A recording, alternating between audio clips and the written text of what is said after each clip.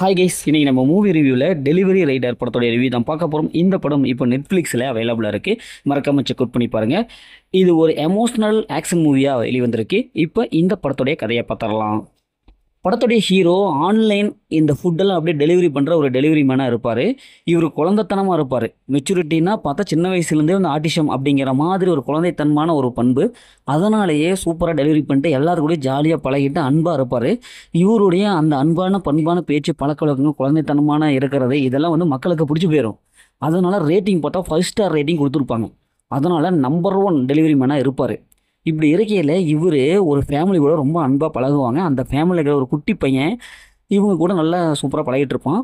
ஒரு நாள் அந்த குட்டி பையன் நம்ம ஹீரோவோட வெளியில் போகணும் அப்படின்னு சொல்லிட்டு அவங்க அம்மா கிட்ட பர்மிஷன் ஆகும். அதேமாதிரி வெளியில் போவாங்க. அப்படி ஒரு டைம் ஒரு டெலிவரிக்காக அங்கே போவாங்க. குட்டி பையன் 2 பேரும் போவாங்க. போயிட்டு இருக்கும்போது அங்கே பார்த்தா ஒரு பெரிய ஒரு கேங்கு கிட்ட மாட்டிப்பாங்க. அங்கே பார்த்தா அந்த கேங் ஒருத்தர் கொலை பண்ண பிளான் பண்ணியிருப்பாங்க. அங்கே போய் இவங்க சிக்கினதுனால அந்த பிளானே கேன்சல் ஆகி இதனால் கோபமான வில்லன் அவங்களுடைய அடியாட்களை வச்சு எப்படியாவது நம்ம ஹீரோ அந்த குட்டி பையனை தீர்த்து கட்ட முடிவு பண்ணுவான். இப்போ இறுதியில் அவங்ககிட்ட இருந்து எப்படி நம்ம ஹீரோ அந்த குட்டி பையன் தப்பிக்கிறாங்க, இறுதியில் என்னாச்சு அப்படிங்கிறதான் இந்த படத்துடைய கதை. இந்த படத்துடைய காஸ்டியூம் பார்த்தாவே ஹீரோடைய கேரக்டர்னால எழுதி எடுத்திருக்காங்க. அந்த குழந்தைத்தனமாக பேசுறது பழகிறதுனால க்யூட்டாக கொண்டு வந்திருக்காங்க.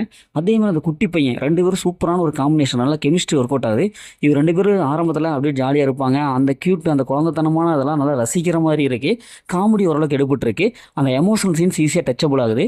இந்த 2 பேர்த்துடைய அந்த அப்பா பையன் மாதிரி ஒரு பாசம் கொண்டு போவாங்க. அது நல்லாவே வந்திருக்கு. அதுக்கப்புறம் வில்லன் பார்த்தா கொஞ்சம் வெயிட்டான ஒரு வில்லனாக இருப்பான். செகண்ட் ஹாஃப்லாம் இவங்க எப்படா தப்பிப்பாங்க அப்படிங்கிற மாதிரி நம்மளை ஒரு மாதிரி இந்த சீட்டோட நுனியில் உட்கார வச்சிருப்பாங்க. அந்தளவுக்கு ஸ்க்ரீன் பிளே படு ஸ்பீடாக இருக்குது. இந்த படத்தோட பிஜி மியூசிக் அண்ட் சினிமாட்டோகிராஃபிக் சூப்பரான ஒரு சிலப்ட கொடுத்துருக்காங்க. இந்த படத்தோட மைனஸ்ன்னு பார்த்தாவே ஃபர்ஸ்ட் ஹாஃப் கொஞ்சம் ஸ்லோவாக இருக்குது, கொஞ்சம் போர் அடிக்கிற மாதிரி இருக்குது. செகண்ட் ஹாஃப் நல்லாவே பிக்கப் ஆயிடுது.